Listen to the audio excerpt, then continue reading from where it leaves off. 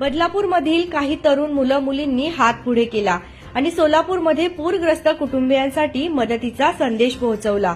ज्या ठिकाणी जेवायला जागा नव्हती, साधन नव्हते, तिथल्या मूलभूत गरजांसाठी त्यांनी मदत केली। फरसाण, बिस्किट, सॅनिटरी पॅड्स आणि आणखी अनेक गरजेच्या वस्तू। बदलापूरमधील अनेक लहान मोठे हात मदतीस धावून आले, पण जेव्हा ते सोलापूर पोहोचले तेव्हा त्यांना समजलं आणलेली मदत जरी थोडी होती तरी ती प्रत्येक कुटुंबासाठी खूप महत्वाची होती।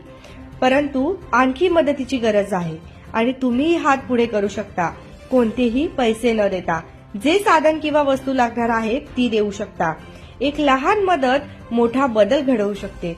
चला सोलापूरच्या पूरग्रस्तांसाठी बदलापूरने पुन्हा एकदा मदतीचा हात पुढे करूया।